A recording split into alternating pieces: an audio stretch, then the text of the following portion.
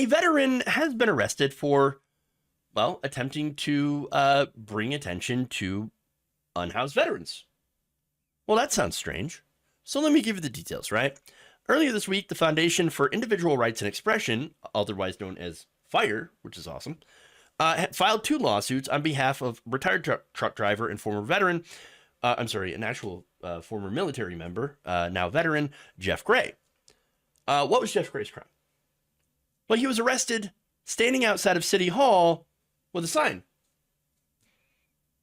You want to see the sign? There it is. God bless the homeless vets.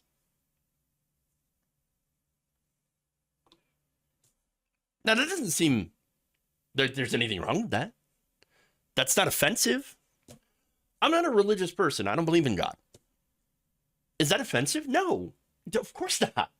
No, it's fine. In fact, that's actually a pretty good message. Sure. What's the issue? Now, police that arrested him claimed first that he was panhandling. Now he says, well, I wasn't panhandling. I wasn't asking for money. I was just holding up a sign that says, God bless homeless veterans. Trying to raise awareness for homeless veterans in front of a public building. Again, I thought this was America. I thought we had free speech. I thought we had the ability to hold up a sign. Again, apparently this had been happening all across the country. He has been targeted with laws which ironically had been used against homeless people and protesters. Now, the lawsuits, I should say, on behalf of Gray, claim that his First Amendment rights have been violated by the cities of Alpharetta and Blackshear, both in Georgia. In fact, he said, quote, I've been harassed, trespassed, handcuffed, and arrested countless times for peacefully exercising my First Amendment rights. My intention is to ensure that all Americans, from the wealthiest millionaire to the poorest homeless person, can exercise First Amendment rights without fear of consequence from our government. Now, understand, that is the whole point of the First Amendment, that you can have free speech and that the government will not come and arrest you for that speech. You see, there's a difference here between the actual First Amendment and what a lot of the right wing tend to consider the First Amendment to be. For them, it's you can, you'll never get banned from Twitter, which is a private corporation. They say, oh, if you banned me from Twitter, you are violating my free speech. No, you're just banned from Twitter because that's a private corporation. This guy was standing on public land, not private land, public land, city land, with a harmless sign. Big difference, right? But we know a lot of the right-wingers who don't understand what free speech actually is, what the First Amendment means, they don't want to understand. For a lot of them, it's about, I want to say the N-word without any consequences. Now, that said, I'm going off on a right-wing tangent. I don't know if this guy's a right-winger. He might be. Doesn't matter. His actual free speech rights were violated by the city. And that's wrong. So let's get to more of the details, right? In Alpharetta, Gray had held up the sign to raise awareness of the plight of homeless veterans. Again, police said he was panhandling. Gray said, I'm not asking for money. I'm only holding the sign. That's it. Gray then pulled out a camera. He was going to film the altercation, right? We have a right to do that. Then the police decided, no, you don't have a right to do that. They said, can't let that happen. And they turned his camera off. Pretty sure that's illegal. You can't do that. Now, the lieutenant then also had asked for his identification, and then when he refused to give it, forcibly searched him. Then the lieutenant had banned him from the area. Banned him. This is public property. This is city property. And he's holding nothing but a sign. This is wildly illegal. Now, fire attorney Adam Steinbaugh said, quote, if this is how Alpharetta police treat a guy with a camera, how do they act with the rest of the time? The First Amendment protects the right to hold up a sign, and it certainly protects the right to film police activity in a public space. 100%. 100%. These police, ironically, are being the jackbooted thugs that the right wing always warns about. Now, where are the free speech warriors? Now, if the right wing comes out and says, we stand with Mr. Gray, we believe in the First Amendment, we believe in the right to hold this sign up, great, wonderful. But right now, I don't see this story.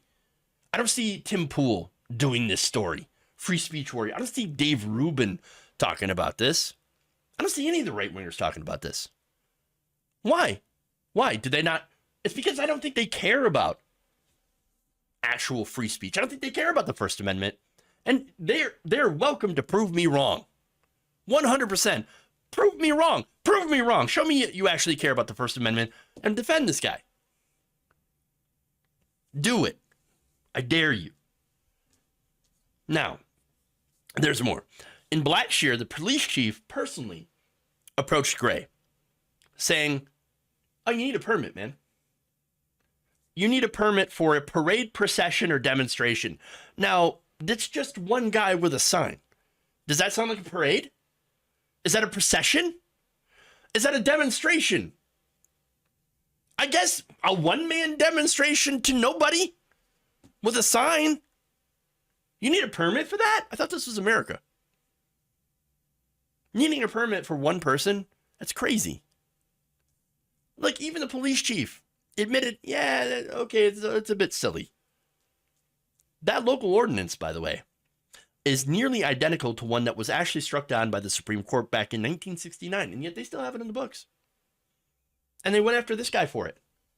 For daring to, even talk about the fact that there's homeless veterans. Now, the group's attorney, Harrison Rosenthal, fire's attorney, I should say, said Jeff Gray doesn't need a government-issued permission to slip to speak. The First Amendment is his permission slip. Hell yes. Speaking out in public areas is a core First Amendment right, whether government officials recognize it or not. Now, there's a lot of different intersecting issues in this case. Number one, let me address the homeless issue, because I think this is what is super important too. There's a problem in the fact that there are so many unhoused people in this country that do not need to be. We have more than enough ability to house people who do not have homes, especially veterans. Now, there's also an issue here as to why some people are homeless. Lack of mental health care. There is a definite lack of mental health care in this country. There are addiction issues. There are socioeconomic issues, including the cost of rent, cost of living, lack of affordable housing, lack of housing in general. Now, we could solve these issues. Could solve these issues if we try. If we actually put resources towards it. Not towards more police to harass people or break down camps, but to actually create places, safe places for people to live, and programs to help people get back on their feet. Could do that. But instead of trying to solve these problems, you have politicians. And by the way, there are politicians both on the left and right that will pass laws to criminalize homelessness.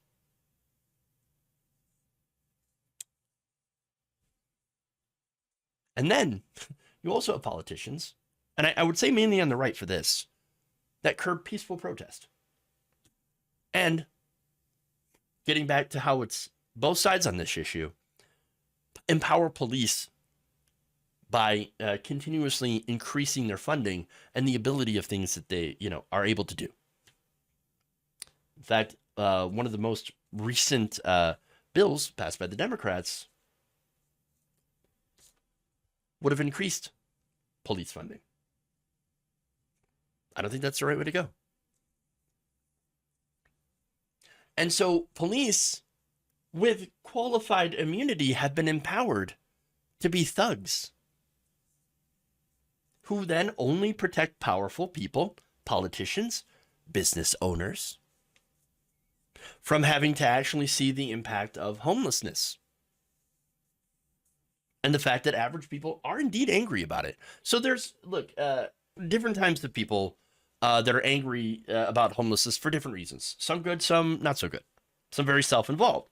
Some of them obviously don't want to see homeless people. They don't want to see that it exists. Maybe it reminds them of the fact that their own position in society is incredibly perilous, that they are also near the edge, one paycheck away from being in that position.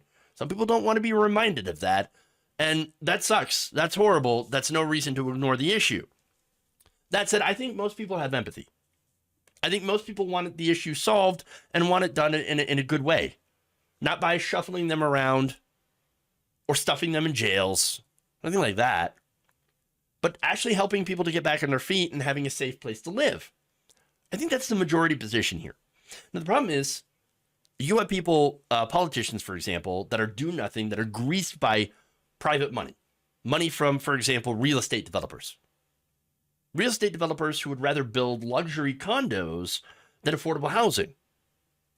And then, of course, you also have people who's understandably, and I'm not defending the position, but I'm saying that I understand where this could come from. There are people whose livelihoods, basically, their entire, method of generating personal wealth is tied up in their homes. And so they get NIMBY. And I don't like NIMBYism, right? I think it is destructive, but it's also a result of our system.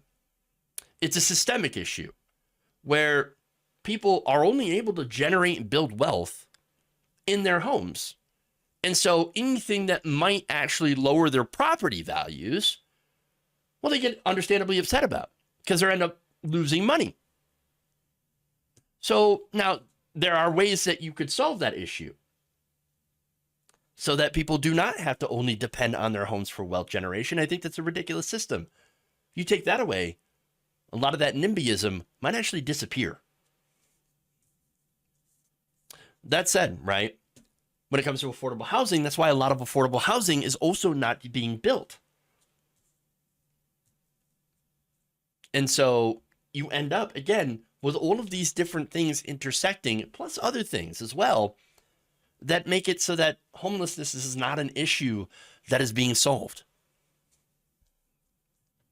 And of course, add in homeless veterans. We send people off to war. We don't take care of them.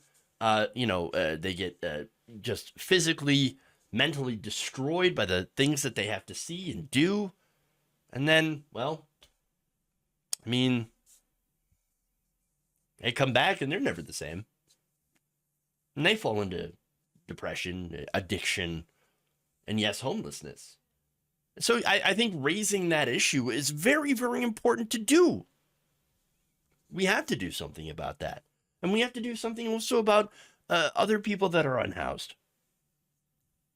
And so you can see there's a lot of different things that intersect along with free speech. That's politics, policing, free speech, all of these different things. And so I think it's going to be a very interesting case that Jeff Gray is going to face against these cities. His advocacy for actual free speech, I think it's important. It could be a bellwether case, depending on how far it goes against these two cities, for essentially preventing somebody from actually exercising their First Amendment rights. That is an important issue. It's one of the most important issues. And so I'd love to see how this whole thing shakes out. I'm rooting for him, and I'm also rooting for people to start taking all these different issues that are intersecting with this.